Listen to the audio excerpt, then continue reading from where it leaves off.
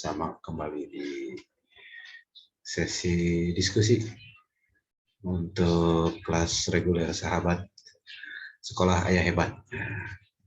Sementara masih 5 orang, masih berempat berarti ya kita. Mudah-mudahan yang lain bisa segera masuk ya untuk kita berbincang-bincang sebenarnya, berdialog, berbincang, berdiskusi terkait dengan apa yang materi yang telah disampaikan. Mungkin ketika diimplementasikan ada hal-hal yang perlu didiskusikan untuk menjadi mendapatkan pencerahan, gitu ya. Paling tidak ada poin-poin yang bisa kita bicarakan bareng-bareng ya. Karena kita tetap dalam posisi ataupun memposisikan diri ya untuk belajar bersama-sama. Baik, sambil menunggu yang lain untuk bisa hadir di kesempatan kali ini. Nah, mari kita buka pertemuan kali ini dengan membaca basmalah bersama-sama. Bismillahirrahmanirrahim. Ya. Ini ada Pak Cali. Assalamualaikum warahmatullahi wabarakatuh. Ini juga ada Pak. Waalaikumsalam. Pak, sehat kan? Alhamdulillah. Alhamdulillah. Ya, di sini juga. Ya, di sini juga ada Kang siapa nih? Acep, ya, Acep dari Cicurug. Acep Cicurug. Nah, ini. Selamat hadir di majelis ini, Kang Acep. Juga Assalamualaikum. Waalaikumsalam warahmatullahi wabarakatuh. Alhamdulillah. Sehat kan ya? Alhamdulillah. Masyaallah. Juga ada Kang Ridwan ya, di sini yang setia membersamai kita dari sesi kemarin ya, materi sampai hari ini. Kumaha Kang, Damang? Alhamdulillah. Masya Allah, sehat ya? Sehat. Sehat semuanya. Alhamdulillah, sehat-sehat ya. Kang Ridwan kemarin memberikan materi ataupun memberikan materi untuk kita pelajari bareng-bareng terkait dengan ayah sebagai pendidik iman. Di sini juga ada Kang Dedi Suryana, insya Allah akan membersamai kita di pertemuan yang akan datang. Baik, teman-teman, para hebat yang dirahmati Allah Subhanahu wa Ta'ala, kita mau sedikit-sedikit diskusi lah ya, membahas terkait dengan pendidikan iman. Bagaimana pendidikan iman hari ini? Satu sisi ada hal yang cukup menggembirakan, tapi di sisi lain juga ada hal yang cukup mengkhawatirkan. Kita bicara yang menggembirakan dulu deh ya, bahwa hari ini ternyata pendidikan iman dalam pengertian agama, gitu ya, pembelajaran keagamaan ya, cukup banyak ya, kita temukan di sekolah-sekolah, khususnya di sekolah-sekolah swasta ya. Karena di sisi lain juga berkembang pendidikan-pendidikan non formal ya di Karawang khususnya ya. Bahkan itu menjadi salah satu syarat untuk diterimanya siswa di sekolah menengah lanjutan atau sekolah menengah pertama SMP. Ya, jadi ada aturan di sekolah di Karawang itu bahwa yang mau masuk ke SMP negeri itu harus punya ijazah pendidikan agama non formal yaitu DTA, Dinia. Jadi harus punya ijazah Dinia. Ini menunjukkan bahwa secara umum keberpihakan pemerintah daerah di Kabupaten Karawang khususnya untuk pembelajaran agama ini cukup baik ya, karena sudah dinaungi oleh aturan. Ini luar biasa.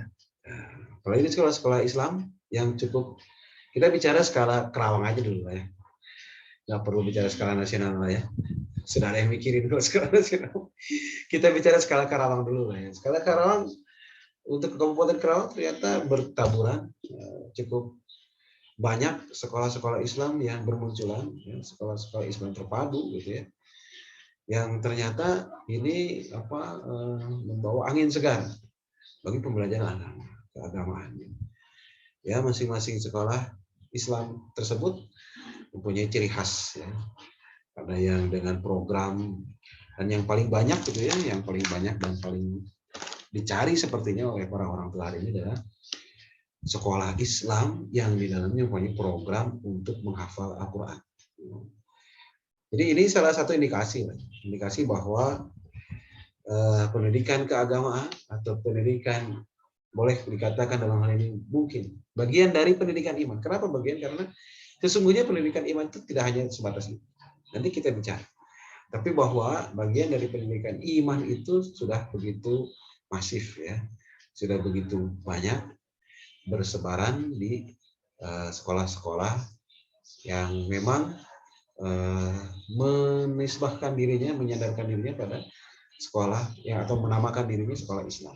Nah, ini cukup menggembirakan. Ya. Bahkan nggak sedikit sekarang ya lomba-lomba tahfidz gitu ya untuk anak-anak SD gitu ya. Ini menunjukkan bahwa ada pembelajaran keagamaan yang marak kemudian dilombakan dan menjadi populer. Ini luar biasa. Tapi di sisi lain juga cukup mengkhawatirkan. Kenapa? Karena tidak sedikit orang tua yang merasa cukup dengan menempatkan, menyekolahkan anaknya ke sekolah-sekolah tersebut. Ini cukup aja gitu ya.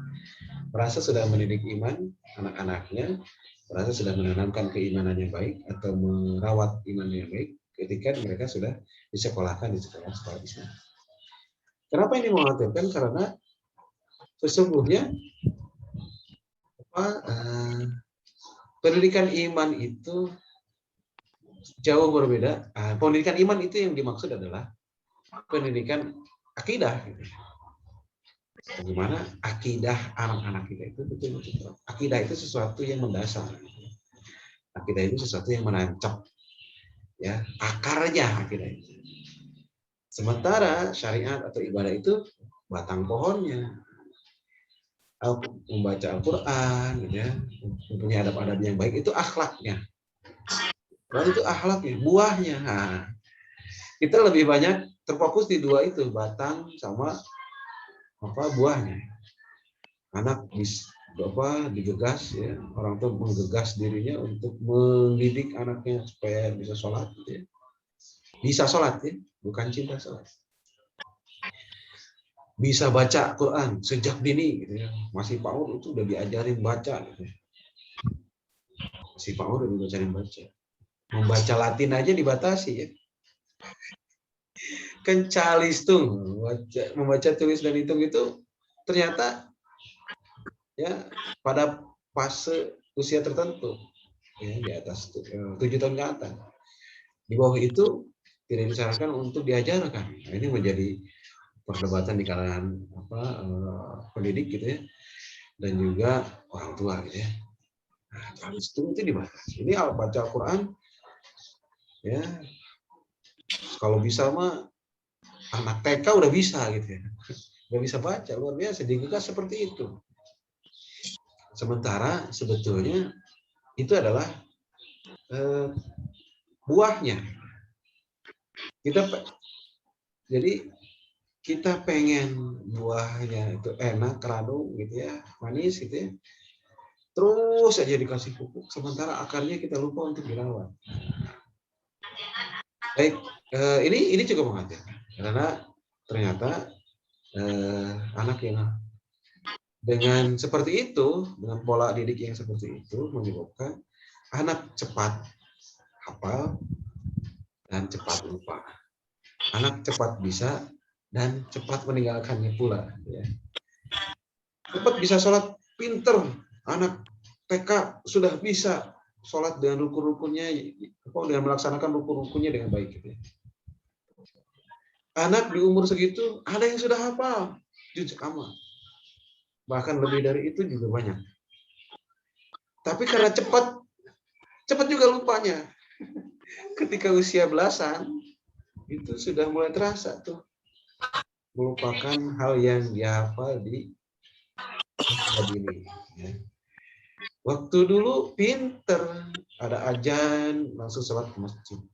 Tapi ketika umur 15-an atau ketika umur belasan, itu susah banget pergi ke masjid. Ini sesuatu yang mengharukan.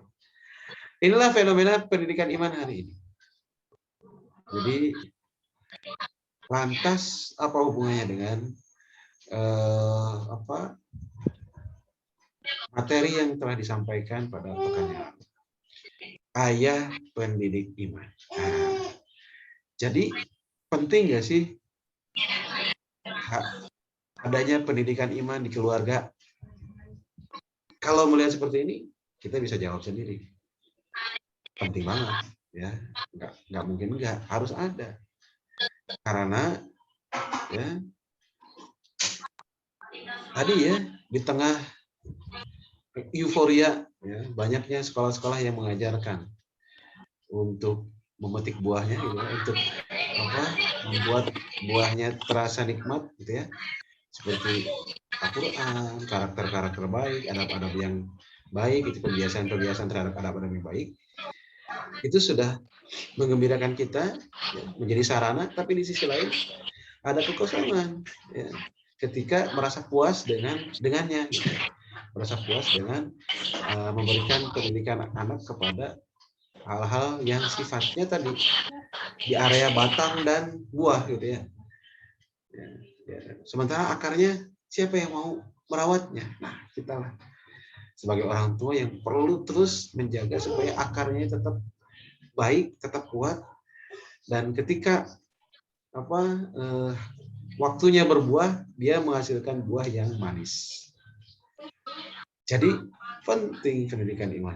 Nah, itu sebagai pengantar kita, barangkali adakah pengalaman mungkin merasakan baik sebagai orang tua mungkin atau sebagai pemerhati, ya. Kalau saya pribadi, gitu ya, saya punya pengalaman tuh ketika datang ke masjid, gitu, ngelihat ada anak-anak, ada anak-anak, ya, beberapa anak-anak, gitu ya. Palinter sholat teh, masya Allah udah pintar, gitu ya.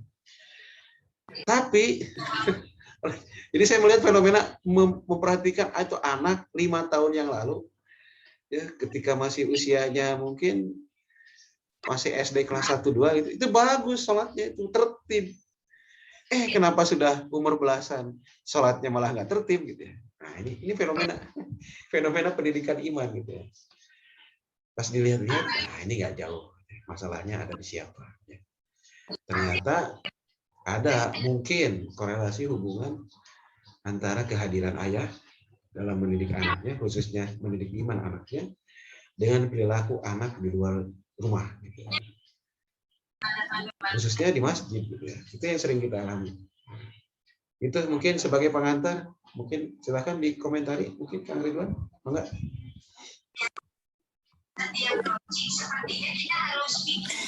Ya, bismillahirrahmanirrahim, ya. Masya Allah ya, Kang Nusidin tadi penyampaian pengalaman yang luar biasa. Ya, seperti yang disampaikan pada pekan kemarin, ya, terkait bahwa bicara tentang iman itu bicara terkait dengan yang namanya akar. Jadi kita itu sedang menguatkan akar agar tumbuhan itu, pohon itu bisa jadi sempurna dalam tumbuhnya. Buahnya juga nikmat, enak, gitu ya. Jadi kita bukan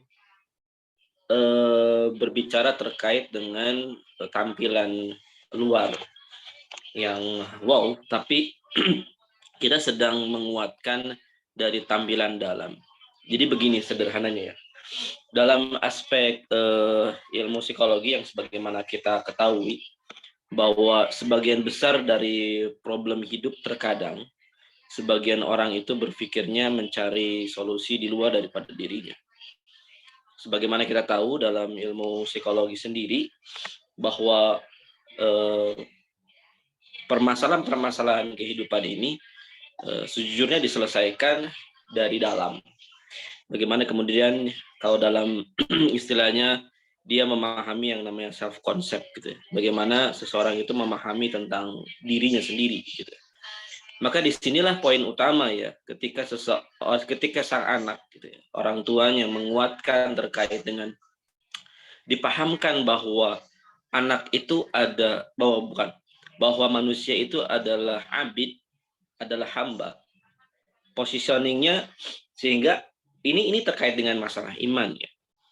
Jadi kadang ada orang itu tumbuh ya, dia menjadi seseorang personal, dia mempunyai di usia dewasanya dia seorang pemimpin, dia seorang yang mempunyai jabatan, mempunyai power gitu kan. Terus kemudian melupakan aspek bahwa yang namanya manusia itu, khususnya orang beriman, memahami bahwa dia adalah seorang abid, seorang hambanya Allah. Di mana seorang abid, seorang hamba itu, sebagaimana kita ketahui, bahwa seluruhnya itu mengikuti majikannya, begitu kan? Jadi kalau bicara terkait dengan menyadari bahwa manusia itu merupakan abid, maka dia memposisikan diri memahami bahwa seorang budak, seorang yang ya, kategorinya budak mengikuti apa saja yang majikannya suruh atau perintahkan. Disinilah fungsi daripada iman. Mendudukan posisi bahwa manusia itu harus tunduk dan patuh terhadap aturan-aturan Allah Subhanahu wa taala. Kalau ada manusia yang kemudian mengganti peran dirinya sebagai abid, peran dirinya sebagai hamba, ya, mengganti positioning menjadi majikan gitu. Dalam artian, saya mencapai kesuksesan, saya mencapai peringkat 1 di kelas, saya mencapai kesuksesan dalam pekerjaan, ya, saya mencapai pada posisi yang prestatif, gitu ya, menganggap bahwa dirinya lah kepintarannya, networkingnya, kemampuan dirinya lah yang kemudian menyebabkan dia bisa menjadi prestatif, begitu saja ansih. Itulah sebenarnya sedang mengganti peran Rob, peran Allah Subhanahu wa taala. Dan sebagaimana kita tahu dalam kisah-kisah dalam Al-Qur'an, para raja-raja yang kemudian menggantikan ya posisi Allah Subhanahu wa taala dalam aspek dia merasa bahwa dirinya lah yang hebat, dirinya lah yang paripurna, sedangkan yang lain itu lemah, dalam artian keimanan yang sebenarnya itu belum tertanam dengan baik, maka siap-siaplah dia memang akan dibenamkan atau dihinakan oleh Allah Subhanahu wa taala. Sebagaimana Firaun misalnya, dia nggak menganggap dirinya bahwa dia Rob, ya, kemudian Allah hinakan untuk dibenamkan di Laut Merah. Atau Raja Namrud misalnya, atau Abu Lahab dihinakan dalam perang Badar, begitu kan ya, dibunuh oleh seorang pemuda Muslim. Disinilah gambaran bahwa penanaman sejak dini terkait dengan keimanan itu akan membawa dirinya menjadi sosok pribadi dalam posisi apapun. Dia memahami bahwa dirinya adalah abid. Hatinya akan menjadi lapang, dia akan menjadi pemimpin yang bersinar. Dia akan menjadi orang-orang yang penuh dengan kebahagiaan, kegembiraan. Karena dia sadar bahwa manusia telah diciptakan oleh Allah Subhanahu wa taala dengan potensi yang dimiliki yang luar biasa yang Allah berikan kepada manusia itu, dan dia paham terkait dengan potensi yang Allah berikan, dan dia bersyukurnya bukan sekedar mengucapkan hamdalah, tapi dia ikut serta berkontribusi dalam kehidupan sehari-harinya. Dia jadi apa, profesinya apa, dan lain sebagainya, dan dia melakukan sesuatu hal yang terbaik. Dan inilah yang kemudian kita dapati dalam kisah-kisah dalam Al-Quranul Karim, sosok-sosok yang mempunyai keimanan yang luar biasa dalam kehidupan Nabi Ibrahim alaihissalam, atau kisah yang disebut dengan kisah terbaik gitu dalam sepanjang kehidupan, kisah Nabi Yusuf. Ya. Disebutkan dengan Ibnu Karim sampai 4 kali begitu, karena memang nasabnya daripada Nabi Yusuf, gitu kan? Ya, kita semua tahu bahwa sampai ujung ke atasnya itu adalah para rasul. Dan inilah kemudian kita dapati ya, ketika ketika sejak dari dini sudah dikuatkan terkait dengan keimanan kepada Allah Subhanahu wa taala, disinilah poin utamanya. Memang tidak terlihat, tidak kelihatan ya mengajarkan akidah, mengajarkan iman teh pada saat itu juga begitu kan. Misalnya kita sedang mengajarkan sama anak terkait bahwa kita tuh diciptakan oleh Allah Subhanahu wa taala, bahwa segala sesuatu di muka bumi ini diciptakan oleh Allah Subhanahu wa taala. Eh, Bisa jadi kita sedang melihat sosok anak yang nggak ada respon, cuman melongo gitu kan. Iya, iya, iya, iya, senyum aja begitu. Nggak kelihatan, beda sama kalau kita ngajarin tentang Al-Quran gitu ya. Alif misalnya, ba dibacanya gitu kan, langsung kelihatan a, ba, ta sesuai dengan makhrajnya misalnya dan sebagainya, atau hafalan Quran itu langsung kelihatan, sholat kelihatan langsung. Tapi ini kita sedang mengajarkan sesuatu yang tidak tampak ya. Maka di sini kan aspeknya adalah kita tidak boleh ada keraguan dalam aspek menanamkan ketaatan, menanamkan keimanan kepada Allah Subhanahu wa taala. Tapi yang paling utama ayah-ayah hebat yang dirahmati Allah Subhanahu wa taala adalah bagaimana sang ayah juga itu juga keimanannya harus kokoh. Jadi ketika kita mengajarkan iman kepada anak gitu ya, kalau imannya daripada orang tuanya tidak kokoh, tidak kuat, itu tidak masuk gitu ya. Jadi ada semacam bipolarisasi dalam keimanan. Satu sisi dia mengajarkan bahwa nak gitu kan, rezeki itu datang dari Allah Subhanahu wa taala, bahwa segala sesuatu datang dari Allah. Inna lillahi wa inna ilaihi rajiun. Begitu. Tapi dalam konteks yang lain, ya, sang ayah itu lemah di mata anak, dalam artian dia sang ayah bukan berarti tidak boleh ayah itu sedih gitu ya. Tapi dalam artian ayah yang sering mengeluh, ayah yang sering eh, galau, ayah yang sering marah-marah dan lain sebagainya. Ketika sang ayah menanamkan keimanan kepada anaknya, anaknya jadi split, anaknya jadi bingung gitu kan. Satu sisi dia diajarkan tentang pondasi ketauhidan yang kokoh, keyakinan kepada Allah Subhanahu wa taala bahwa Allah akan menolong ya orang-orang ya yang dekat dengan Allah Subhanahu wa taala, tapi satu sisi dia mendapati sosok yang mengajarkannya tidak tampak dalam kehidupan real. Maka disinilah poinnya juga, ketika kita mengajarkan sebenarnya kita sedang belajar untuk diri kita sendiri. Kita sedang belajar menjadi sosok yang memang juga beriman kepada Allah, sedang menasehati diri sendiri agar kemudian bersama-sama, jadi tumbuh bersama. Itu poin yang paling mendasar. Poin yang kedua, ya sekali lagi terkait dengan aspek keimanan, kita sama-sama sedang menguatkan. Dalam artian, jangan sampai juga ada muncul kekhawatiran ya. Ini nyampe nggak ya? Ya gitu kan. Materi iman ini kelihatannya kan abstrak gitu ya.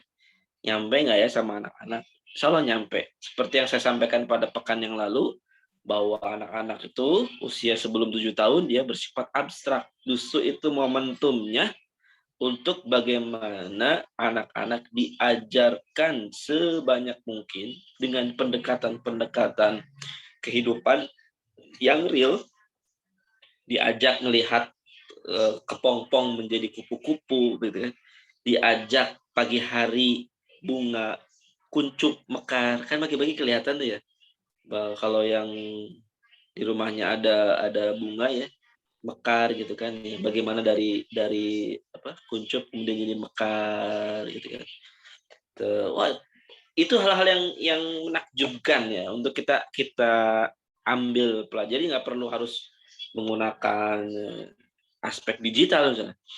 Dengan kita membawa sebagaimana kita ketahui ya, mempercepat agar orang itu memahami itu dengan menggunakan indrawi ya, dengan dengan rabaan ya, dengan dibangkitkan rabaan, dibangkitkan baunya gitu ya, dibangkitkan visualisasinya, dibangkitkan pendengarannya, dibangkitkan organ-organ indrawi tadi, gitu, maka insya Allah itu akan tanamnya sangat-sangat kuat sekali. Jadi disinilah poin bagaimana kemudian kita apa namanya, pede lah gitu ya, untuk mengajarkan, karena Allah sudah memberikan kepercayaan para ayah semuanya. Allah tuh sudah memberikan kepercayaan, kita diberikan amanah untuk mendidik anak, gitu kan. Istri kita diberikan kesempatan untuk hamil dan melahirkan, dan kita punya anak. Itu tandanya Allah itu percaya bahwa para ayah semuanya itu, ya kita semuanya dipercaya oleh Allah Subhanahu wa taala mampu untuk mendidik ya anak-anak kita. Maka inilah kepercayaan dari Allah, itulah yang kemudian harus sangat kuat kita pegang teguh dan kita persembahkan yang terbaik. Sebagaimana kalau kita dikasih kepercayaan nih, tolong deh rawat gitu ya harta saya misalnya begitu kan, tolong dijaga, tolong ditumbuhkan, dirawat sebagainya, kita kan sangat menjaga itu gitu. Nah sama ini makhluk hidup ini, manusia ini adalah seorang anak, dimana dari sejak bayi terus, dari sejak kandungan bahkan sampai terus gitu ya, kita diberikan takdir oleh Allah Subhanahu wa taala terkait umur masing-masing. Itulah poin yang kemudian sepertinya kemarin belum sempat tersampaikan ya. Jadi bagaimana kemudian kita punya credit point bahwa kita itu dipercaya oleh Allah untuk bisa mendidik anak-anak kita dengan fitrah, memunculkan fitrah keimanannya dalam sanubarinya. Begitu kira-kira tambahan ini untuk kita bisa diskusikan ya, dalam artian bagaimana sih ya tips-tipsnya gitu kan ya, caranya menumbuhkan dan lain sebagainya. Mungkin dari para ayah semua juga bisa saling apa namanya, memberikan gambaran dalam keseharian ya terkait dengan contoh-contoh lah gitu kan. Kadang begitu ya, pendidikan iman tuh mikirnya tuh contohnya kumaha sih, yang itu kadang suka jadi bingung kan, kumaha. Mungkin begitu Kang Rusidin. Betul Kang, jadi ini semakin menguatkan kita bahwa pendidikan iman di keluarga itu sangat penting banget. Penting ya, karena yang namanya iman itulah yang kemudian mengantarkan anak kita menjadi anak-anak soleh. Anak soleh itu bukan turunan. Kalau cakep, gitu ya, ganteng, makanya saheula tuh bapak, nah gitu. Oh kalau gelis mah itu budak yang digelis pisan. Oh itu mah sahat, saheula tuh bapak, nah gitu. Jadi kalau cakep, ganteng itu turunan. Nah kalau soleh gitu ya, soleh beriman itu bukan turunan, tanjakan ya teman. Jadi nanjak ya teman, berat. Jadi memang perjalanannya panjang, nggak bisa terburu-buru juga gitu ya. Nanjak memang. Untuk membuat anak soleh itu ya perlu kesabaran. Untuk merawat iman anak ini perlu kesabaran tadi kan. Wah banyak banget tantangannya. Jeung cantan tuh, dan belum tentu anak yang hari ini ya masih SD sudah hafal Quran, di ujung dia husnul khotimah atau di ujung dia tetap beriman kan, gitu tetap harus dirawat. Bahkan ada yang mengatakan bahwa karakter seseorang itu menetap ketika umur belasan atau 15 tahun ke atas. Jadi sebelum sampai 15 tahun mah ya gitu aja masih mungkin berubah. Bahkan ternyata setelah umur sekian juga, lewat 15 tahun juga, 15 tahun ke atas juga, itu masih mungkin berubah. Ya, masih sangat mungkin berubah. Masih mungkin berubah. Walaupun mungkin ada beberapa yang menetap. Mungkin berubah. Mungkin Umar bin Khattab, siapa yang nggak kenal Umar bin Khattab dulu ya, karena Islam itu benci banget kan ya. Ya kan sampai berniat membunuh Rasul itu ya. Dia tiba-tiba masuk Islam. Pun sebaliknya ternyata ada yang masyhur di kalangan ulama ya, terkait seorang hafid ya, hafid Quran. Diutus ke suatu daerah cuman gara-gara wanita, dia kemudian luluh lantah dan murtad gitu ya. Itu terjadi ya.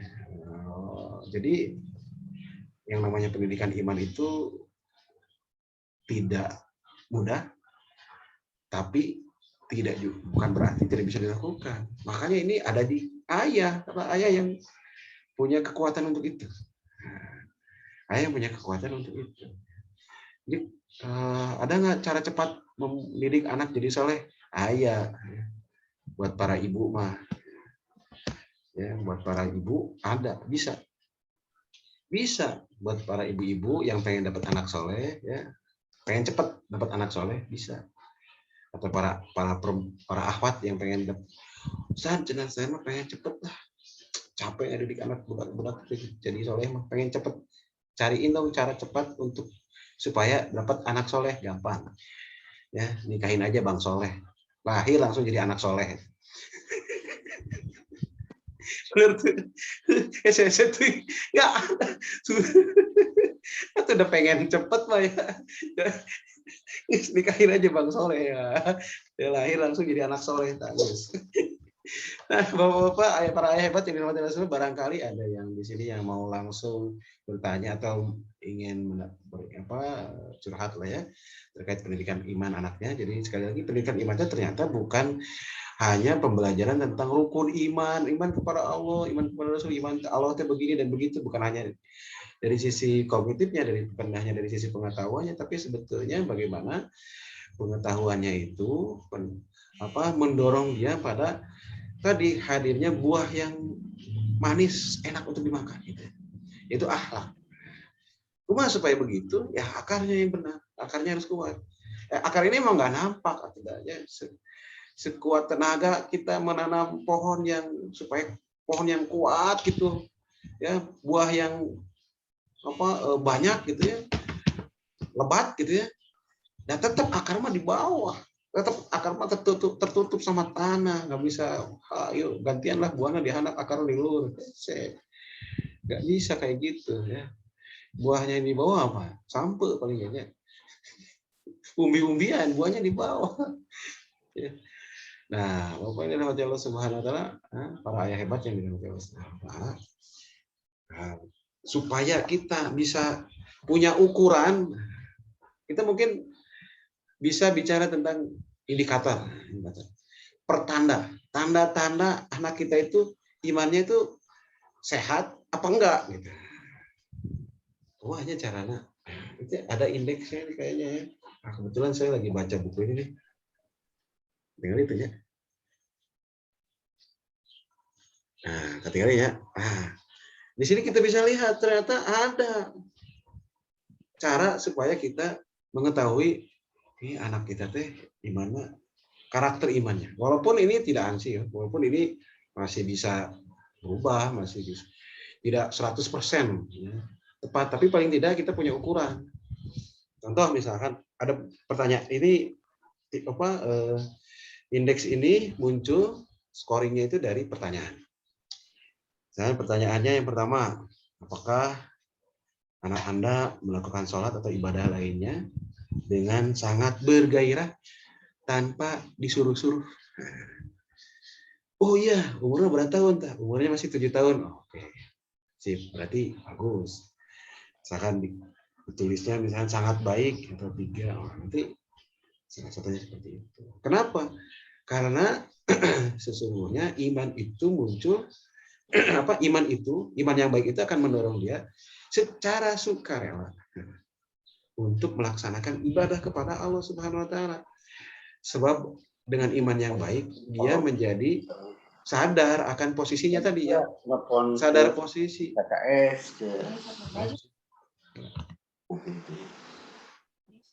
Pas Wandi nggak dibales.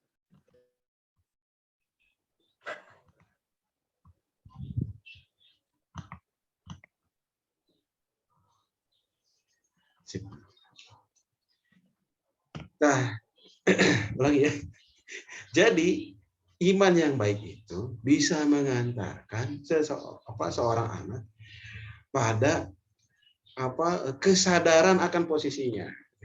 Posisinya sebagai abid, hamba punya kumadunungan, terserah Pak majikannya gitu ya. Majikannya nyuruh apa? Nah, Kata Allah Subhanahu wa taala, "Wa ma khalaqtul jinna wal insa illa liya'budun." Tidaklah aku ciptakan jin dan manusia kecuali untuk beribadah. Jadi tugasnya kamu diciptakan di dunia itu, wahai manusia, yaitu untuk beribadah. Begitupun anak kita lahir itu untuk beribadah kepada Allah Subhanahu wa taala. Jadi kalau imannya baik, imannya benar, pendidikan imannya bagus, maka secara sukarela dia nggak perlu disuruh untuk beribadah kepada Allah Subhanahu wa taala. Sebab sadar dia sebagai hamba Allah Subhanahu wa taala, Allahnya bilang gitu ya. Majikannya, kalau tadi pendekatannya Kang Ridwan kan majikannya itu bilang, kamu itu tugasnya ibadah. Ya udah. Gilirannya waktunya ibadah, ini pasti beribadah gitu ya. Nah, ini. Pepe mau.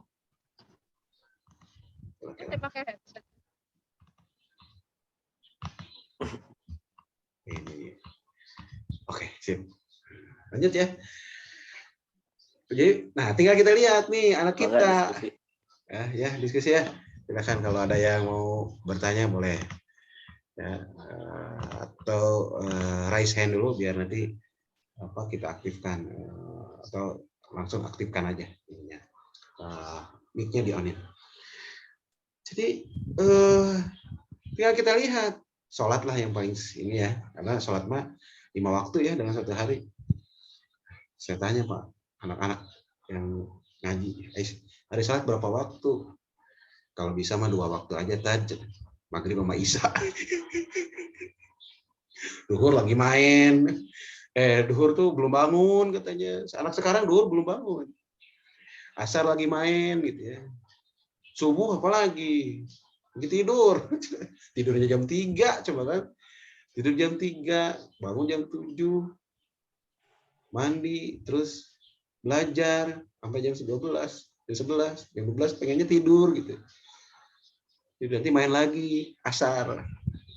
Baru punya waktu itu buat sholatnya maghrib aja maghrib aja sama isya. Gitu. Nah, kita lihat sholat anak kita. Ya, sholat anak kita itu masih disuruh-suruh apa enggak? Masih. Oh, berarti ada yang perlu diperbaiki. Oh, sudah bagus nih. Ada azan dia langsung sholat. Kayak berarti tinggal dipertahankan. Terus, apakah anak Anda ya, di sini ada Pak, tidak marah atau berbesar hati jika dibangunkan dari tidurnya untuk melaksanakan sholat? Ini salah satu indikasi ini, salah satu pertanda.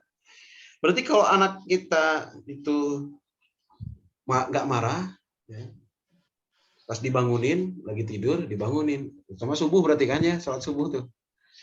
Dibangunin, sholat.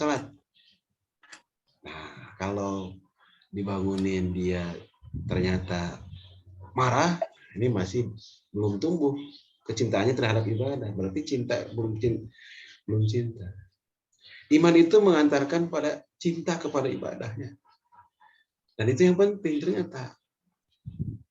Ya, pinter nama baru dapat sholat di masjid luar biasa. Kalau dites, ya.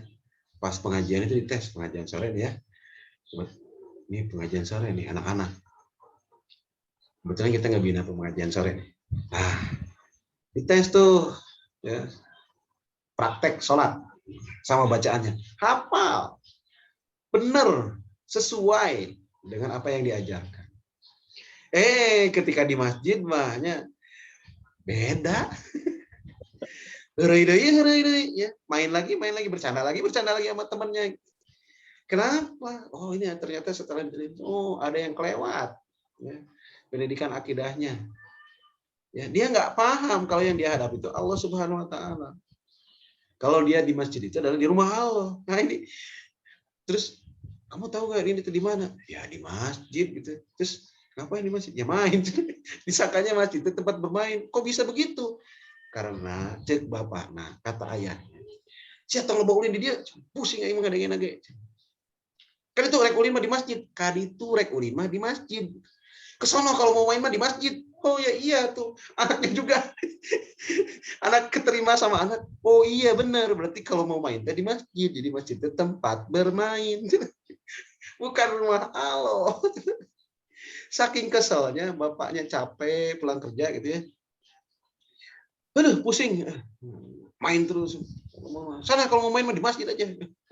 Ya iya dah, mereka tuh mainnya ke masjid. Ya anggapnya masjid itu tempat bermain. Mereka nggak tahu hakikat sholat itu sedang menghadap kepada siapa. Kalaupun mereka tahu, mereka nggak tahu siapa Allah tuh, karena akidahnya tidak ditanam, karena tidak banyak dialog antara ayah dengan anak terkait dengan siapa Allah. Berarti dialognya harus diajarkan Allah itu adalah baca buku tauhid ya, pelajaran tauhid SD. Dibacakan Allah itu, kamu nggak gitu juga ternyata gitu ya. Mendidik iman itu cukup ketika para hebat gitu ya, kalau dibaca tuh ya di buku mana saya lupa ya. Itu ternyata menenang, ini juga pernah diajarkan sama guru kita ya, ada tuh. Cukup kasih tahu ketika apa yang menimpa pada mereka, kaitkan dengan kasih tahu mereka bahwa itu adalah bagian dari Rahman dan Rahimnya Allah. Contoh, anak lagi lari jatuh. Nah, bersabar. Allah sayang sama yang bersabar. Begitu aja gitu. Jadi Allah itu adalah nggak begitu juga ya. Jadi saya pernah tuh ngalamin ini pengalaman pribadi. Pompa itu di rumah, pompa air itu rusak. Cairnya tidak keluar. Masya Allah. Dia cari tukang susah gitu ya. Belum datang juga karena lagi rame itu ya, waktu itu lagi rame. Maksudnya lagi rame orang ngurusin air lah gitu, ngebor air. Jadi si tukang pompa yang biasa di perumahan itu susah banget. Mah cara nanya. Ya udahlah pasrah. Malamnya. Besoknya setelah dicoba lagi, bisa gitu tiba-tiba. Untuk buset gitu. Papa lagi keluar. Alhamdulillah ada anak saya. Saya bilang mungkin ini teguran dari Allah. Ya karena ayah sudah lama ya nggak sholat malam nih. Mungkin ini teguran. Jadi setelah sholat malam ternyata bisa begini. Iya ya. Besoknya subuh dia sholat nggak perlu disuruh, bangun sendiri. Sekilas mata ya hubungannya, nggak disebut. Makanya kamu tuh harus sholat malam. Makanya kamu tuh harus sholat, bangun pagi biar cita-cita kamu tercapai. Pantek itu saya bicaranya. Saya cuma bicara begitu. Terus anak tuh menangkap kali ya. Besoknya, sholat subuh tuh nggak perlu dibangunin gitu. Itu pengalaman. Nah, yang kayak gitu teh terus terang jarang sehingga anak tuh masih kena rapuh. Kalau begitunya sering kayaknya, masya Allah. Dalam surat apa itu? Allah Subhanahu Wa Taala mengatakan, "A'udzubillahi minasyaitonir rajim, walladzi akhrajakum min butuni ummahatikum wa ja'ala lakumus sam'a wal absara wal afidah la'allakum tashkurun." Dialah Allah yang menciptakan kalian dari mengeluarkan kan akhrajakum min butuni ummahatikum. Dialah Allah yang mengeluarkan kalian dari perut rahim ibu-ibu kalian. Ya, wahum dalam keadaan kalian nggak tahu, wow. Ya, gitu ya. Dan dalam keadaan dia itu nggak tahu apa-apa. La ta'lamuna syai'an. Mereka tidak tahu. Kalian tuh nggak mengetahui sesuatu pun.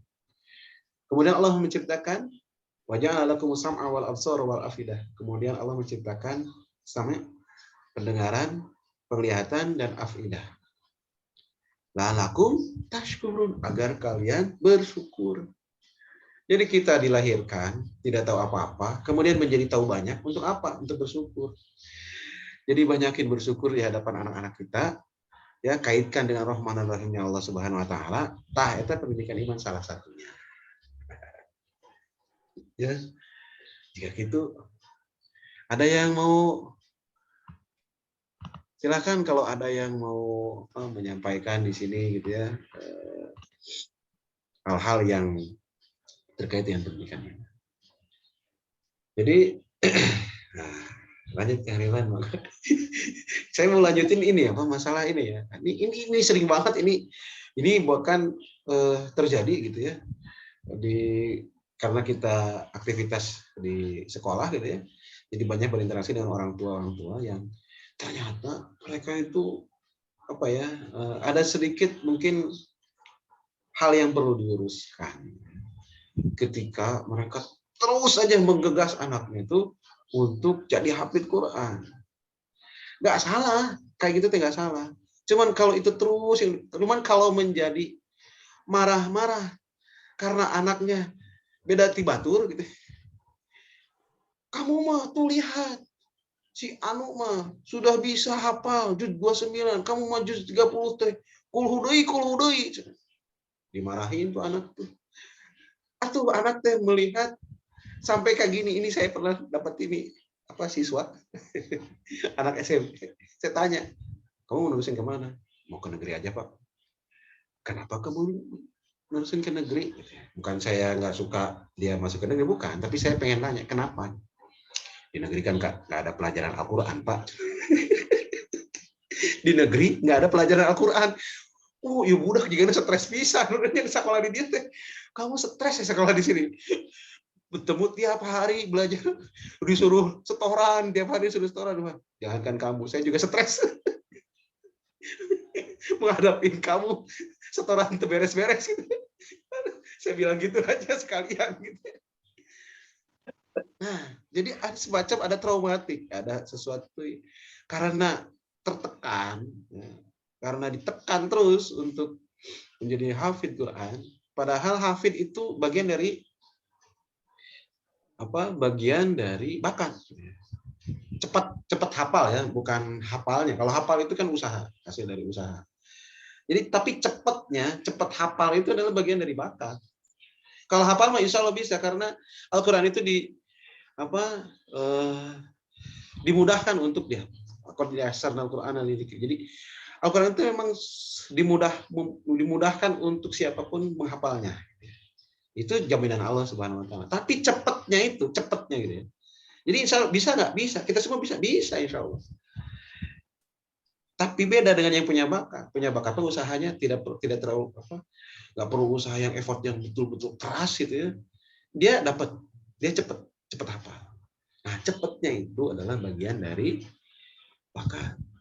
Jadi tidak bisa satu dengan yang lainnya dibandingkan gitu ya. Satu membandingkannya aja udah salah gitu. Ya.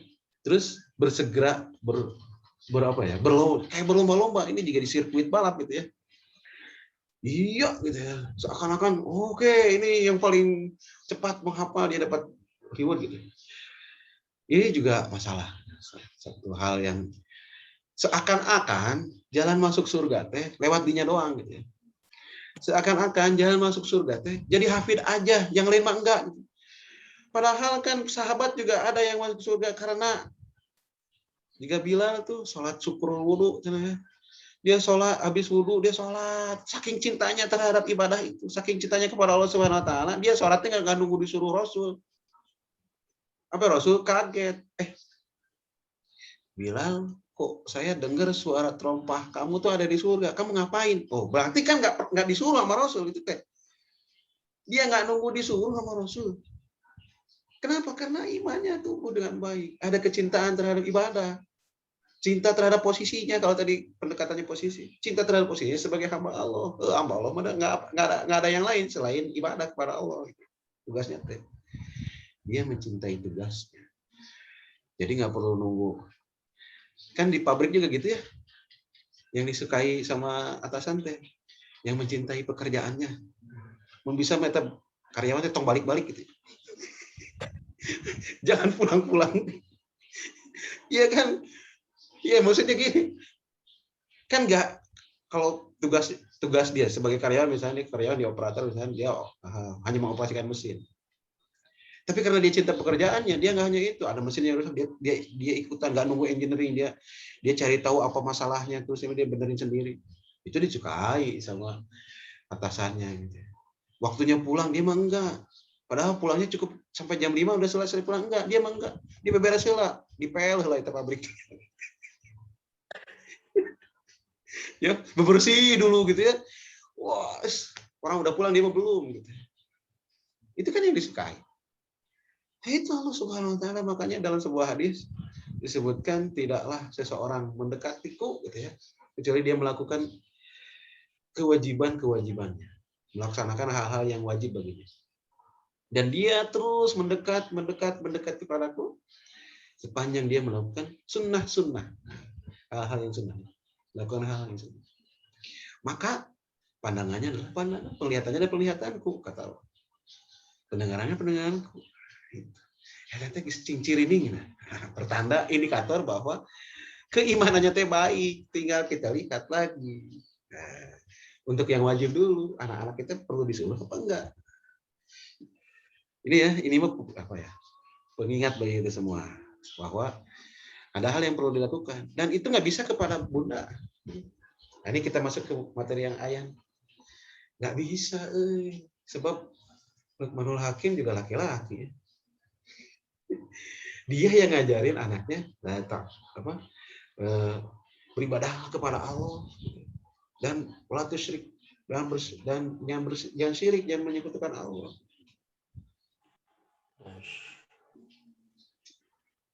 Nabi Ibrahim alaihissalam dan Nabi Yakub memastikan pada anak-anaknya, apa yang akan engkau sembah setelah aku tiada? Ayah, itu bunda. Ya, karena ayah itu konfrontatif, gitu ya. Ayah itu petarung, maskulin itu kan petarung ya. Jadi siap dengan perbedaan yang nyata, hitam atau putih, hak dan batil, itu ayah. Kalau bunda nggak bisa begitu. Ya, kalau bisa damai kenapa enggak sih gitu ya. Itu bunda, harmoni gitu ya. Makanya ada di ayah, ini ayah harus betul-betul terlibat. Dan betul tadi kata Kang Riwan, nggak bisa ternyata dengan pembelajaran saja iman, harus dengan keteladanan. Itu yang utama ternyata. Yes. Setelah kita mengetahui tadi dari indikator-indikator tadi, kita tinggal tanya balik ke diri kita. Ayo, orang masih kena nunggu. Kita ini masih nunggu nunggu rakaat terakhir apa pas ajan langsung cengkat gitu. Pas ajan langsung bangkit gitu ya. Kan tinggal begitu kan sebenarnya. Ini anak kok susah banget disuruh sholat. Nah, tinggal balik lagi ke kita. Kita nunggu aja. Kan kalau di masjid dekat rumahnya imamnya itu udah ada yang bacanya itu ngemplat itu bahasa Sunda ya, bahasa Indonesia apa ya, mengayun-ngayun, mendayun-ngayun gitu lama gitu iramanya itu ya, bukan karena panjangnya, udah gitu panjang udah gitu yang dibaca itu surat Al-Baqarah, Ali Imran gitu yang jarang dikenal sama anak-anak gitu ya. Saya kaget nih anak-anak pada ngapain gitu ya, rame gini gitu ya. Termasuk saya nunggu rakaat, nunggu ruku. Nggak, saya mau observasi awalnya mau observasi nih anak-anak adakah anak-anak yang kan kalau pas ngimamin kok ramai gitu ya di masjid. Sebenarnya apa yang mereka lakukan? Nah, saya pengen tahu tuh, observasi. Sengaja nunggu ruku lah ya. Oh, anak-anak betul-betul ya. Pas mau ruku baru pada masuk tuh. Karena imamnya panjang banget bacaannya. Pas mau ruku baru gitu ya. Ada yang datang itu di rakaat terakhir sengaja gitu. Ngobrol dulu di luar masjid dulu. Nah, ini tinggal balik lagi ke kita. Balik lagi ketika kita menghadapi pertanda-pertanda yang tidak baik ya, terkait dengan kondisi keimanan anak-anak kita. Tadi jadi gimana anak kita masih disuruh-suruh untuk beribadah, punya gairah apa enggak gitu ya. Terus kalau dibangunin marah apa enggak gitu. Ini juga ada nih.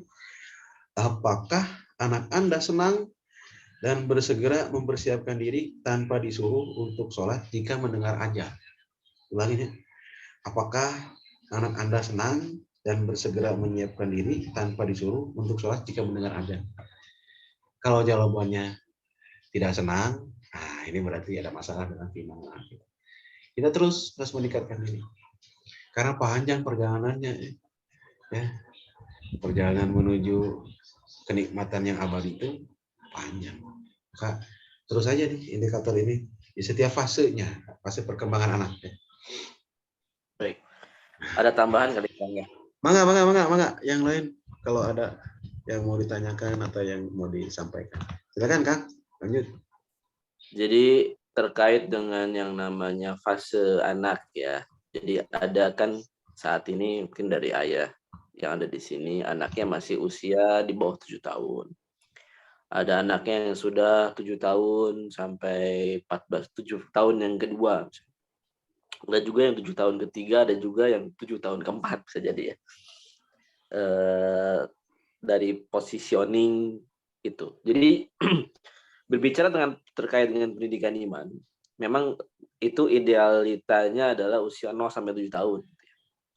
Tapi ketika misalnya para ayah semua pada saat ini mendengar tentang materi ini, kemudian mendapati posisi anaknya sudah di 7 tahun kedua, gitu kan. 7 tahun kedua itu umur 7 tahun sampai 14 tahun ya. 7 tahun ketiga, berarti kan 14 sampai 21 misalnya. Itu bukan berarti kemudian jadinya enggak diajarin gitu. Kalau kemudian kita lihat tentang aspek maskulinitas dan feminitas misalnya. Pada dalam aspek perkembangan psikologis manusia gitu. Khususnya dalam aspek tataran Islam gitu ya. Sebenarnya yang paling kita harus pahami adalah terkait dengan sisi individu yang berbeda antara laki-laki dan perempuan. Dimana kalau misalnya perempuan itu sebanyak mungkin adalah berada di rumah, pengkondisian fitrah dia menjadi seorang bunda nantinya, menjadi seorang ibu nantinya. Sampai kemudian dia fasih dan faqih terkait dengan keagamaannya ya bersama dengan ibunya dan suasana daripada rumah gitu. Sedangkan dari laki-laki pada usia memang sudah balik untuk didorong bisa berinteraksi di luar rumah dengan interaksi kehidupan.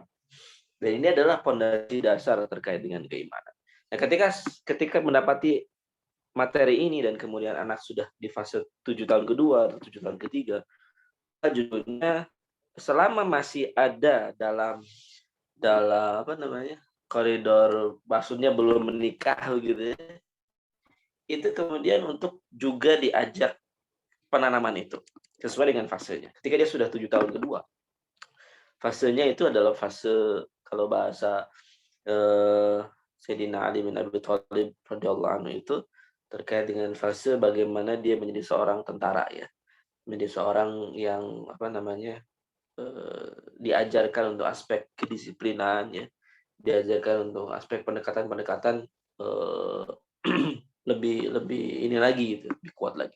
Tapi kalau sudah fasenya 7 tahun ketiga, gitu ya, 14 tahun ke sana, itu fase sebagai seorang sahabat. Jadi kita pun harus memahami gitu ya. Jangan sampai kemudian poin pertama, anak sudah lewat nih 0 sampai 7 tahunnya. Kemudian merasa bahwa itu terlambat dan kemudian tidak diberikan pemahaman itu. Terus yang kedua terkait dengan ketika kita memberikan pendidikan keimanan dan akidah itu dengan usia yang sudah rentang berbeda, maka disesuaikan dengan fase umur itu, ya, dialognya, kondisinya dan lain sebagainya. Jadi jangan disamakan antara kita mengajarkan 0 sampai 7 tahun yang abstraksi gitu kan. Ketika usia 7 tahun kedua sudah mulai critical thinking-nya dari di otak itu sudah mulai masuk fase kritikal di mana ketika 0 sampai 7 tahun kan terbuka gitu ya. Ketika 7 tahun kedua ini sudah mulai ada barrier di situ. Ada daya kritis yang akan muncul, apalagi sudah 7 tahun ketiga. Maka pola-pola pendekatan kita dalam aspek penanaman keimanan itu. Yang jelas hal itu menjadi satu penguatan yang harus terus kita ajarkan. Jadi jangan sampai kemudian merasa ini terlambat dan sudahlah gitu ya. Jangan sampai seperti itu. Jadi sebagaimana tadi yang disampaikan oleh Kang Rusidin ya, kita berhusnuzon terhadap Allah Subhanahu wa taala, kita kan dipercaya tadi sebelum. Kita tuh dipercaya oleh Allah Subhanahu wa taala sebagai seorang ayah yang bisa atau mampu mendidik anak-anak kita.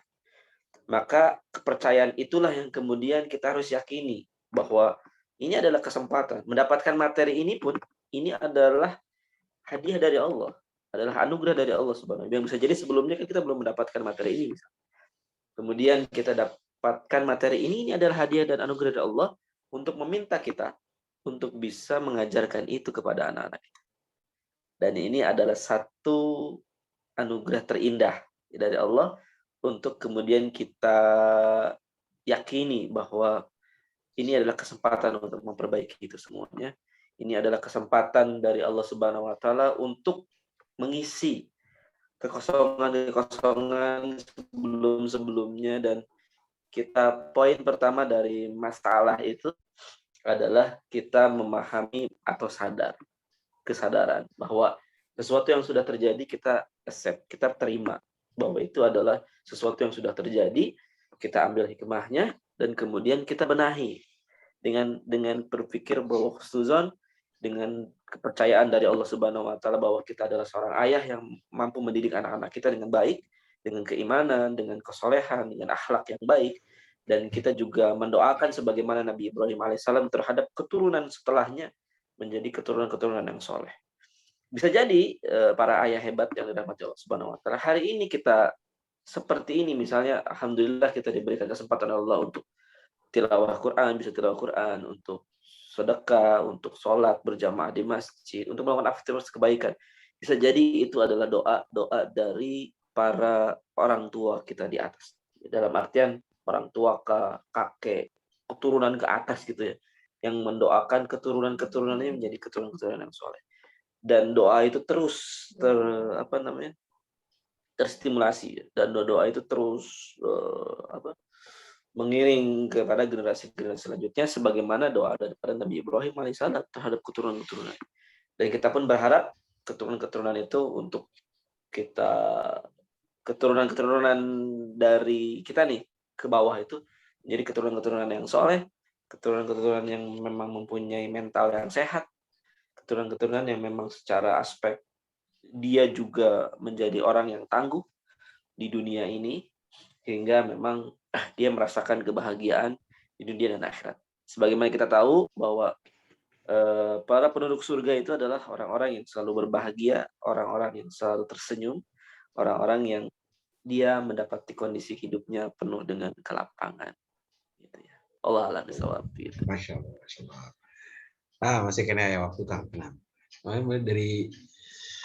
dari peserta yang lain kalau boleh ya silakan, mau dipersilahkan kalau ada yang mau berkomentar gitu ya, atau menyampaikan pengalamannya ketika mendidik iman anak-anaknya gitu ya.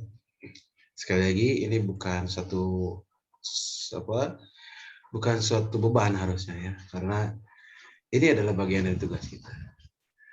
Makanya pernah disampaikan gitu ya, bahwa pernah ada yang menyampaikan bahwa inti dari mendidik anak itu sebetulnya adalah ternyata ya, memperbaiki keimanan kita sendiri, memperbaiki diri.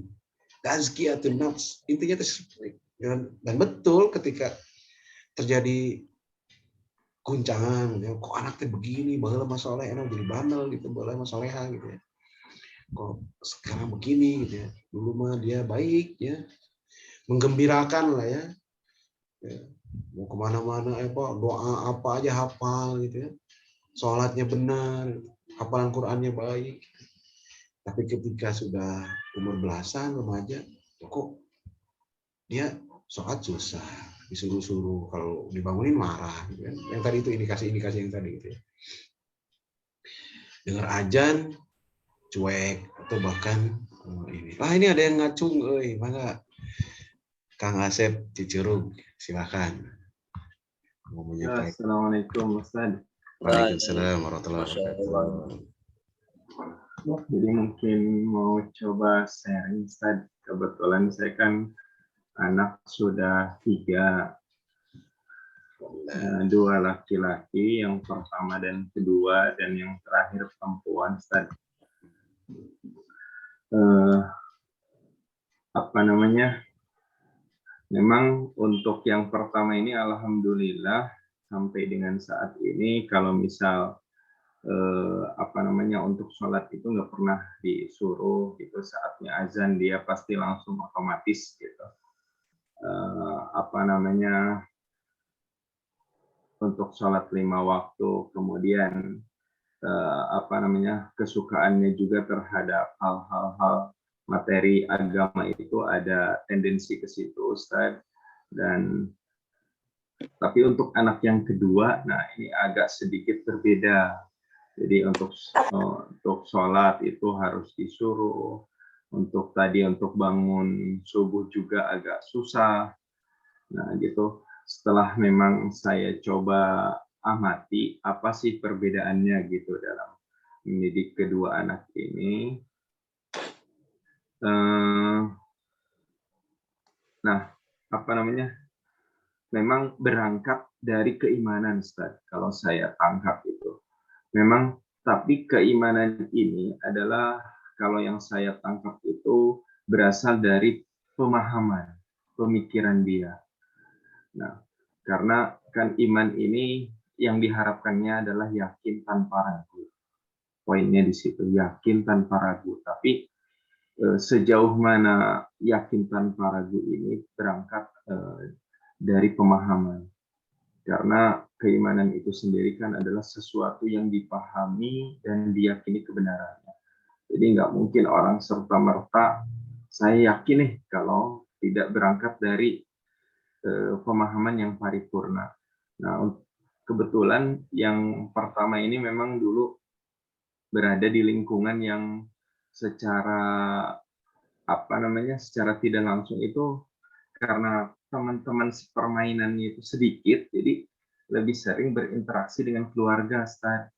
Jadi apa namanya, diputarkan juga tontonan-tontonan yang Islami dan seperti itu. Sedikit banyaknya dia bahkan sering diskusi itu ya masalah agama gitu, banyak kita tektokan. Nah, umurnya 11 tahun.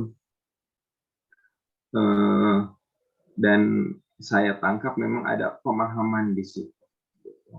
Nah, untuk yang kedua, ini karena kami pindah tempat ke lingkungan yang banyak tetangganya, banyak anak kecilnya, kemudian dia bergaul dan lain sebagainya, karena banyak nggak di rumah gitu, bergaul sama teman-temannya dan lain-lain.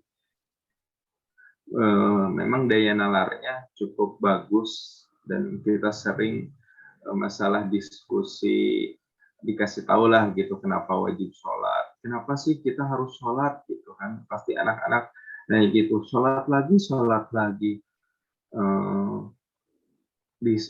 disuruh sama Allah, nak, kan udah tadi gitu, kenapa harus lagi, dan itu ibaratnya termasuk ngaji pun. Jadi yang saya tangkap itu, apa yang harus kita suruh ke dia itu, dia harus paham kenapa kok kita suruh ini, apa manfaatnya buat dia, apa kepentingannya bagi dia. Nah, itu baru agak mau gitu, Ustaz, kalau seperti itu. Nah, itu yang saya tangkap, Ustaz. Jadi memang kita kadang sebagai ayah itu yang muncul dominan itu adalah otoriternya kita gitu. Jadi kadang anak mau ngaji, mau sholat, ternyata karena takut sama kita, bukan karena pemahaman gitu. Dan itu saya alami cukup panjang, dan itu efeknya tidak begitu bagus gitu, dibanding memang kita juga sebagai ayah ya harus lebih sabar juga dalam mendidik anak. Karena tadi menurut saya keimanan itu tidak bisa disamakan antara anak satu dengan anak yang lain, atau orang tua satu dengan orang tua yang lain, karena kan tadi berangkat dari pemahaman. Yang namanya pemahaman itu adalah tentu akumulasi dari pengalaman spiritualitas yang panjang, tidak terbentuk sehari dua hari. Ibaratnya anak kelas 1 SD dengan anak kelas 5 SD pasti pengalaman ilmunya, daya bacanya, kemudian spiritualitasnya pasti berbeda. Nah, itu saya tangkap memang kita harus ada toleransi juga ke anak-anak tadi. Nah, yang saya tangkap ini memang ketika ukurannya adalah banyak, misal kita anggap anak berhasil itu hafalannya banyak, ini banyak, nah itu kadang bagi anak itu kok seolah-olah kok gitu sih ukurannya gitu. Saya harus bandingin sama kakak atau sama temannya yang lain, itu kadang-kadang memang ada demotivasi gitu. Makanya saya kadang melihat ternyata anak ini adalah ujian juga buat kita. Jangan-jangan memang kita yang belum cocok juga sebagai ayah gitu. Belum bisa juga sebagai ayah, kadang kita menyadari itu. Gitu.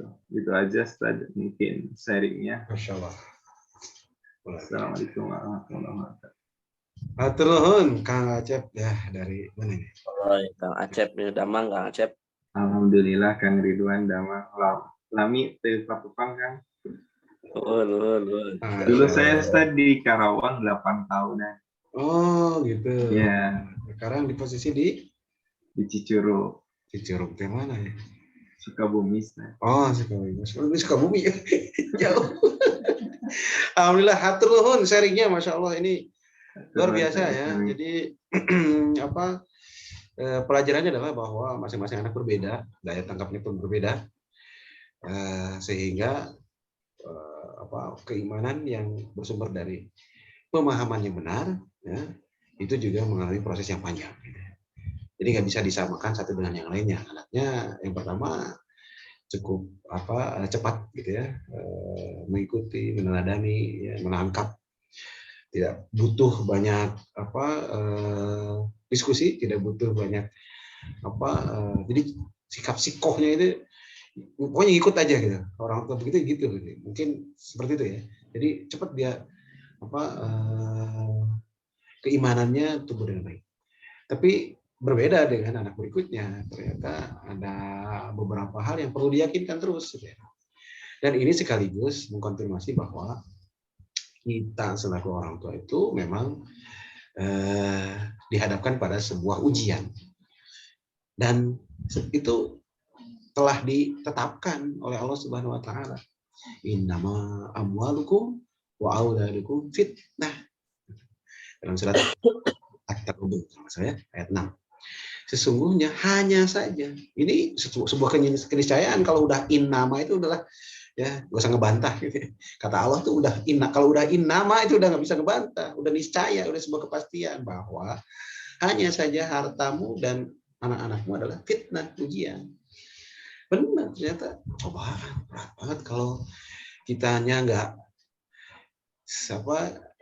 merawat keimanan kita sendiri juga. Jadi masalah gitu ya. Masalah buat diri, masalah buat anak kita. Jadi hatur nuhun sekali lagi, ini sebuah pencerahan yang luar biasa bahwa anak-anak kita perlu terus dirawat keimanannya, bahwa anak-anak kita itu akan sangat mungkin ya tidak langsung ya mengikuti apa yang baik bagi kita dalam pandangan iman kita gitu ya. Mereka perlu waktu untuk memahaminya. Dan positifnya adalah tadi yang dapat diambil hikmahnya, positifnya adalah berdialog antara ayah dan anak. Inilah yang dicontohkan oleh para nabi, yang dicontohkan oleh para pendahulu kita ketika mendidik anak-anaknya, itu berdialog. Bahkan dialog ini menjadi unsur penguat kekawaman kita, kemampuan kita berdialog dengan anak-anak kita. Ya, ini perlu diasah dan perlu dilatih. Mungkin baru pertama kalinya mungkin udah makan belum? Untuk nanya kayak gitu aja udah mikir dulu. Udah makan belum? Nanya ke anak itu kadang-kadang perlu dilatih ya. Nggak semuanya bisa pandai dalam berdialog. Tapi ini menjadi penentu, penyokong ya kekawaman kita sebagai laki-laki ya. Berdialog itu apalagi ke anak gitu. Dan ini juga ternyata menjadi bagian dari pendidikan iman, dialog itu ya. Bagaimana Nabi Ibrahim berdialog dengan ayahnya, bagaimana Nabi Ibrahim berdialog dengan Ismail anaknya, ya, bagaimana Lukman berdialog dengan anaknya. Itu semua dialog. Dia hadap bagaimana Nabi Yakub dengan Yusuf ya berdialog. Itu semua dialog. Jadi yuk mulai dengan ngobrol sama anak-anak kita. Ya, hari ketemu sama anak teh, tong cicing wae. Yo, aja Pak diam-diam gitu ya. Yang satu main handphone, yang satu megangin handphone. Ya. Jadi ternyata kemana Pak? WhatsApp. Ngobrol. Ya. Modal ayah itu ternyata banyak sebetulnya untuk bisa menaklukkan anak-anak kita. Dan itu sudah Allah tetapkan bagi kita. Lagi-lagi tadi Kang Ridwan juga sudah menyampaikan bahwa nggak mungkin Allah memberikan amanah kepada kita tanpa dibekali suatu modal, ya, modal keimanan. Jadi ya sebagai laki-laki Allah sudah ngasih kekuatan kepada kita. Tinggal kita bagaimana menemukannya, bagaimana kita merawatnya dan terus menumbuh kembangkannya, gitu ya. Sehingga yang tadi itu ujian-ujian itu. Jadi harta dan anak-anak itu adalah ujian. Itu nggak mungkin kita bisa ngejalaninya tanpa dibekali sama Allah Subhanahu Wa Taala. Kan la yukallifullahu nafsan illa wus'aha. Ya Allah nggak akan mengasih beban kepada seseorang kecuali dengan kemampuannya, sesuai dengan kadar kemampuannya. Gitu ya. Kalau kita memaknai harta dan anak itu ujian, berarti kita mampu mengelola harta dan mampu mendidik anak-anak kita. Diberikan kemampuan untuk itu. Tinggal bagaimana potensi kemampuan yang ada dalam diri kita itu bisa kita kembangkan, kita tumbuhkan dengan baik, kita kembangkan dengan baik, kita kuatkan. Potensinya masih sudah ada. Dan apa itu yang paling utama? Iman. Ternyata untuk mendidik imannya harus dengan iman. Ya, iman ya kita harus rawat ya iman kita. Ya, Masya Allah ini ya luar biasa ya. Jadi para ayah hebat yang dirahmati Allah Subhanahu Wa Taala, kalau sudah begini, yuk kita sama-sama hadir di keluarga kita. Walaupun anak-anak kita sudah diberikan sarana untuk belajar dengan baik di sekolah-sekolah Islam terbaik, ya, diajarkan di sana bagaimana tentang agamanya, ya, ibadahnya itu diajarin semua di sana. Itu tidak cukup ketika ayah tidak hadir di rumah. Tidak hadir di rumah dalam pengertian tidak hadir sebagai pendidik iman. Tetap ayah harus hadir dalam pendidik imannya. Sebab ya nggak bernilai hafalan yang sebegitu banyaknya tanpa adanya iman di dalam tanpa adanya iman di dalam diri kita dan anak-anak kita. Ya, tanpa kekuatan iman yang ada di dalam diri kita dan anak-anak kita. Nggak bisa. Sebegitu banyaknya pengetahuan agama anak-anak kita pun menjadi tidak bernilai ya ketika nggak ada iman yang menyertainya. Begitupun sholat, pembelajaran syariat, ibadah, yang pembiasaan-pembiasaan dilakukan di sekolah, itu yang menjadi nggak bermakna ketika ayah ya tidak menguatkan ya, iman yang ada di dalam anak-anak kita. Karena terus ya, lingkungan dan lain sebagainya itu mempengaruhi. Jadi ayah itu harus tetap hadir, ya, harus tetap. Tadi salah satu tipsnya, salah satu caranya adalah dengan berdialog. Ya, kalau boleh saya istilahkan ya, saya mengambil istilah dialog imaniah. Dialog yang ujung-ujungnya mengarahkan pada pengenalan Allah Subhanahu Wa Taala kepada anak kita. Itu penting dan masa-masanya adalah di umur 0 sampai 7 tahun. Kalau kita mau mengkaitkan yang fase perkembangan. 0 sampai 7 tahun ini anak dikasih tahu apa aja percaya aja gitu. Dan representatif Allah bagi mereka adalah orang tua. Jadi dikasih tahu tentang surga, dikasih tahu tentang Allah ada di mana dan sebagainya, mereka percaya. Dan tambah yakin ketika mereka melihat teladan itu ada di ayahnya atau ibunya, orang tuanya. Bagaimana dengan anak 7 sampai 10 tahun? Ini nalarnya sudah berkembang. Maka ya banyakin dialog di situ. Banyakin menunjukkan ayat-ayat Allah, kauniyahnya, ayat-ayat kauniyah Allah. Dia selalu dihubungkan dengan Allah Subhanahu wa taala. Bahwa apa yang terjadi, apa yang dirasakan, apa yang dinikmati itu selalu ada kaitannya dengan Allah yang Maha Rahman dan Maha Rahim. Bagaimana dengan 10 sampai 14 tahun? Nah, ini yang sedang berkembang adalah karakter bakatnya. Bakatnya ini lagi berkembang. Maka terusin dialognya, terusin berkisahnya, terusin mendengar. Ini dia harus sudah banyak mendengar. Ya, kayak tadi sholat terus sih. Ya, kalau bisa mah sholat sekali ini kan udah tadi, itu bagus, itu udah ada dialog gitu ya. Nah di umur 10 sampai 14 tahun ini lebih ini lagi gitu. Karena dia sedang berkembang bakatnya. Nah kalau sudah berkembang bakatnya itu lebih didekatkan lagi gitu ya. Perannya nanti gitu ya, kepada perannya yang akan dia hadapi nanti. Kalau udah balik, udah itu mah tinggal memanen harusnya. Kita tinggal panen. Para hebat yang dirahmati Allah Subhanahu wa taala, sebetulnya masih banyak nih ya diskusi-diskusi apa kaitannya dengan pendidikan iman ini ya. Tapi waktu nih ini tinggal 5 menit lagi. Saya pikir ya mudah-mudahan kalau memang ada pertanyaan-pertanyaan yang bisa disampaikan, silakan sampaikan saja. Misalkan belum ada pada kesempatan kali ini, ya bisa di kesempatan yang lainnya atau cukup chat WA ke nomor admin sahabat. Nanti kita akan bahas, nanti kita akan diskusikan ya. Mudah-mudahan bisa dijawab dengan baik nanti.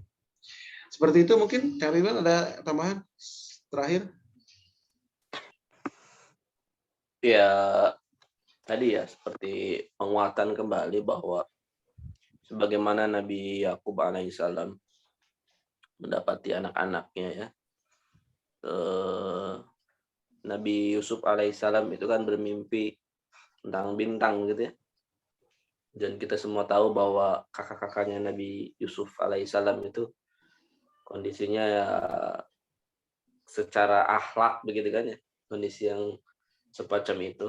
Namun Nabi Yakub alaihissalam itu mempunyai menggambarkan kepada kita tentang namanya kesabaran seorang ayah. Kesabaran mendidik seorang ayah.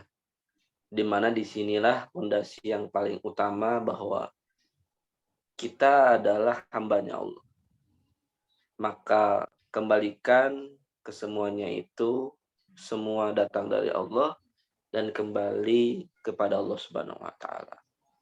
Kita judulnya adalah bagaimana strateginya manusia untuk menyampaikan, untuk memberikan gambaran terkait dengan keimanan dan akidah. Namun perkara kemudian panennya, perkara kemudian hasilnya itu adalah urusan Allah Subhanahu wa taala. Maka tingkat keyakinan kita terkait bahwa Allah sudah memberikan kepercayaan kepada kita untuk menjadi seorang ayah itu adalah satu dasar yang paling utama agar kita menjadi orang yang bersyukur, dan menjadi bersyukurnya itu dengan bergembira, bersenang hati mendidik anak-anak kita dengan pondasi keimanan. Kira-kira seperti itu. Mudah-mudahan ini bisa bermanfaat dan juga menjadi pembelajaran yang utuh buat saya pribadi sebagai penyampai dari materi ini dan juga buat para ayah semuanya. Maka kita harus berbahagia terus dalam menanamkan aspek keimanan ini, dan ini adalah modal dasar agar keturunan-keturunan kita semua menjadi keturunan-keturunan yang soleh dan solehah. Allah alam bisawab. Alhamdulillah, keturunan Kariban ya. Terus saja yakin kepada Allah Subhanahu wa taala ya akan amanah yang telah diberikan kepada kita. Oleh karenanya kita terus berusaha untuk belajar dan terus belajar. Ternyata tidak butuh ya menjadi seorang kiai untuk mendidik iman anak-anak kita. Ada orang tua kita dulu yang membuat kita tetap beriman hari ini pun sesungguhnya mereka hanya mengikuti naluri kelelakiannya, jujur akan kehadirannya sebagai seorang laki-laki di muka bumi, itu sudah menjadi modal yang cukup untuk mendidik anak-anak kita. Ya. Dan saya mencoba untuk kemudian memperlihatkan kepada kita semua tentang hal itu, tentang apa yang dialami ya, terkait dengan pendidikan iman ini dalam sebuah memoir gitu ya, sebuah tulisan menjadi satu buku yang bisa kita baca di situ. Ternyata orang tua kita sudah melakukan hal itu, apalagi kita, berarti kita harus mampu. Insya Allah bisa. Mudah-mudahan hadir generasi-generasi yang mencintai ya, syariat, ya, berakhlakul karimah dengan akidah yang benar. Teruslah berusaha untuk memperbaiki diri, menguatkan keimanan kita agar kita mampu menjadi ayah pendidik iman. Barakallahu fikum ajmain. Kalau tidak ada pertanyaan, saya pikir cukup. Mari kita tutup dengan bacaan hamdalah bersama-sama. Alhamdulillahirabbil alamin. Kita akan ketemu lagi bulan depan, insyaallah di awal bulan. Mudah-mudahan dia berikan kemudahan oleh Allah Subhanahu wa taala. Amin ya rabbal alamin. Subhanakallahumma bihamdika asyhadu an la ilaha illa anta astaghfiruka wa atubu ilaik. Assalamualaikum warahmatullahi wabarakatuh. Waalaikumsalam. Hatur nuhun kasadayana. Ya, Haji Dewi, Pak Irwan, hatur nuhun. Para senior. Assalamualaikum. Waalaikumsalam.